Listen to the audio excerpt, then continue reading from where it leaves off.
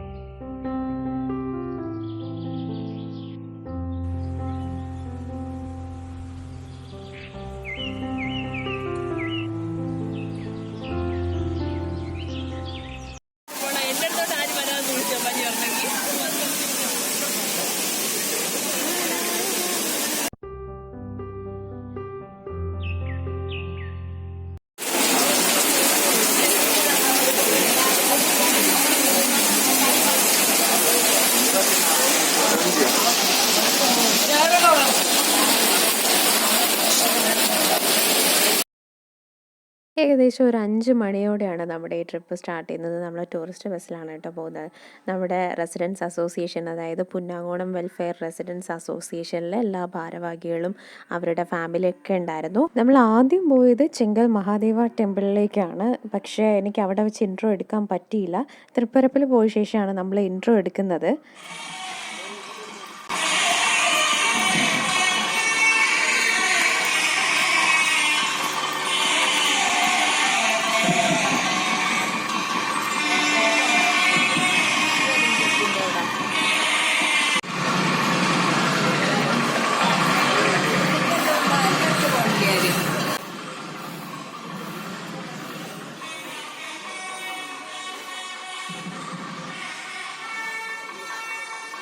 ഇവിടെ നിന്ന് നമ്മൾ തിരികെ ബസ്സിലോട്ട് കയറി. ബസ്സിൽ കയറിയ ശേഷം എല്ലാവരും ഫാമിലി ആയിട്ട് അങ്ങോട്ടും ഇങ്ങോട്ടും ഇൻട്രൊഡ്യൂസ് ചെയ്യുന്നുണ്ടായിരുന്നു.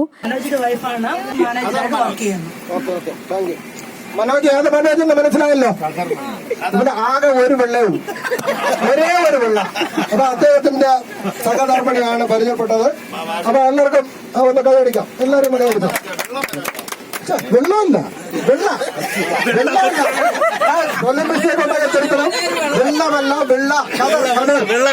വെള്ളക്കട. കാരണം പാവത്തിന് തന്നെ വെള്ളക്കുടിയെ നമുക്ക് മാറ്റുന്നു. എന്റെ പേര് പണിയുണ്ട്. ഞാൻ പുന്നാങ്ങോട് താമസിക്കുന്നു. എന്റെ മക്കള് 2 പേര്, ഒന്ന് ശ്രുതി, ഒന്ന് ലക്ഷ്മി. അവർക്ക് മക്കൾ അറിഞ്ഞൂടെ? ശരി. അപ്പൊ മണിയേട്ടൻ അറിയാലോ. മണിയുടെ പണ്ട് പോലെ ഹായ്, നമ്മളിപ്പോ തൃപ്പരപ്പില് പോയി അവിടുത്തെ കാഴ്ചകൾ കണ്ടിട്ട് അവിടെ കുറച്ച് കാണാൻ പറ്റുള്ളൂ. കാരണം എന്ന് വെച്ചാൽ നല്ല ഹെവി മഴയായിരുന്നു.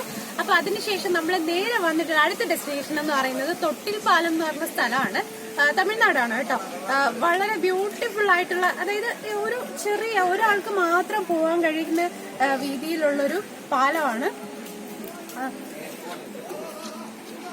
ശരിക്കും വളരെ ഇൻട്രസ്റ്റിംഗ് ആയിട്ടുള്ളൊരു കാഴ്ചയാണ്. ഒരാൾക്ക് മാത്രം നടന്നു പോകാൻ പറ്റുന്ന തരത്തിലുള്ള ഒരു പാലമാണ്. അപ്പൊ നമ്മൾ ഈ പാലത്തിൽ കൂടെ നടക്കുകയാണ്. പക്ഷെ കുറച്ചു പേര് കുറെ അങ്ങറ്റം പകുതി ദൂരം പോയിട്ട് തിരിച്ചു വരുന്നുണ്ട്. കാരണം എന്ന് വെച്ചാൽ പേടിയാവുന്നു, താഴോട്ട് നോക്കുമ്പോൾ തല ചുറ്റും എന്നൊക്കെയാണ് പറഞ്ഞത്. അപ്പൊ ഞാൻ എന്തായാലും താഴോട്ട് നോക്കുന്നില്ല, നടക്കുന്ന വഴി മാത്രമേ നോക്കുന്നുള്ളൂ. അപ്പോൾ പക്ഷെ കാണാൻ നമുക്ക് എൻജോയ് ചെയ്യാൻ പറ്റിയ ഒരു പ്ലേസ് ആണ് കേട്ടോ. ഷൂട്ടിങ്ങിനും ഒക്കെ പറ്റിയ നല്ലൊരു സ്ഥലമാണ്. അപ്പൊ ഞാൻ അങ്ങോട്ടുള്ള കാഴ്ചകൾ കാണിച്ചു തരാം. എന്റെ കൂടെ ചേട്ടനുണ്ട്. ചേട്ടൻ ദേ നടന്നു വരിക.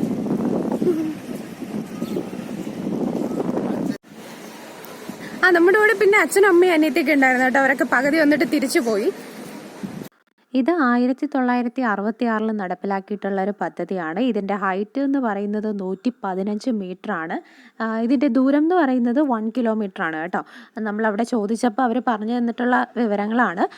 പിന്നെ ഇതിൻ്റെ ഓപ്പോസിറ്റ് സൈഡിൽ ആ കുന്നിൻ ചെരുവിലേക്കൊക്കെ വെള്ളം എത്തിക്കുന്നതിന് വേണ്ടി ചെയ്തിട്ടുള്ളൊരു കാര്യമാണ്. ഇതിൻ്റെ ലെഫ്റ്റ് സൈഡിൽ കൂടി കനാൽ പോകുന്നുണ്ട്, കണ്ടില്ലേ?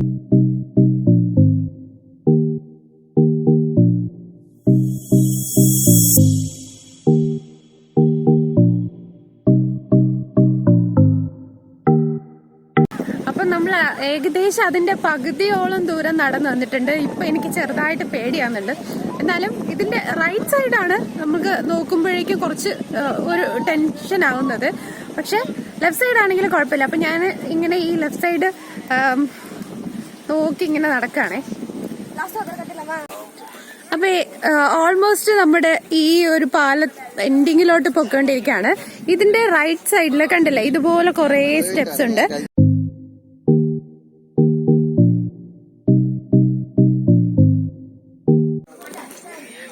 അങ്ങനെ എത്തിയിരിക്കുകയാണ്, ഇതിന്റെ എൻഡിങ്ങിൽ എത്തിയിരിക്കുകയാണ്. ഇനി നമുക്ക് ഇതുപോലെ കുറെ സ്റ്റെപ്പ് ഉണ്ട്. ഈ സ്റ്റെപ്പ് വഴിയാണ് താഴോട്ട് പോകുന്നത്. ബാക്കി ഞാൻ കാണിച്ചു തരാം.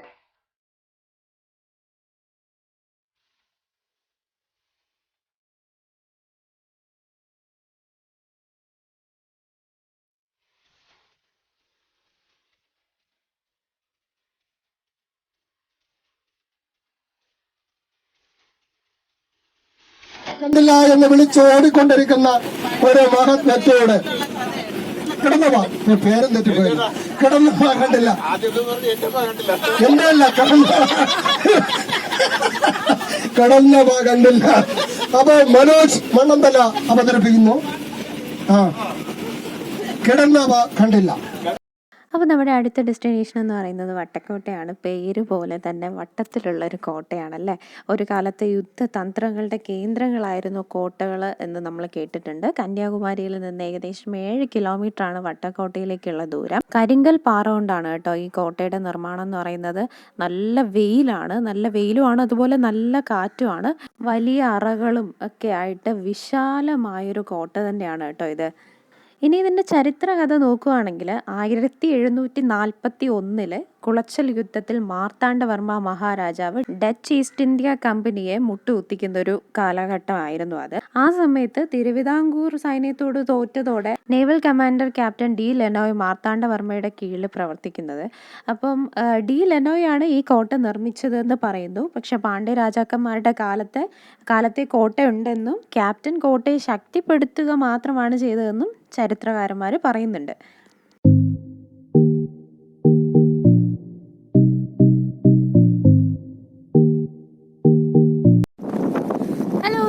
അടുത്ത് വന്നിട്ടുള്ളത് വട്ടക്കോട്ട് എന്ന് പറഞ്ഞ പ്ലേസിലോട്ടാണ്.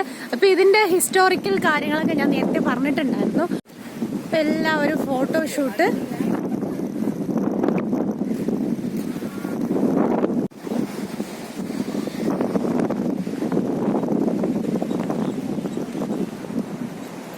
റോസ് നിന്റെ മുടിയെല്ലാം പറന്നു.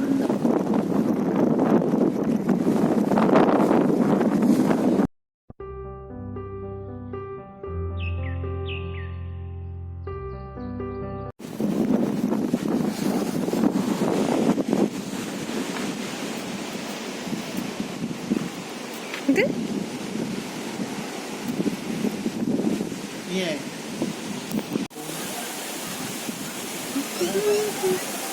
യെസ് ഇറങ്ങോ.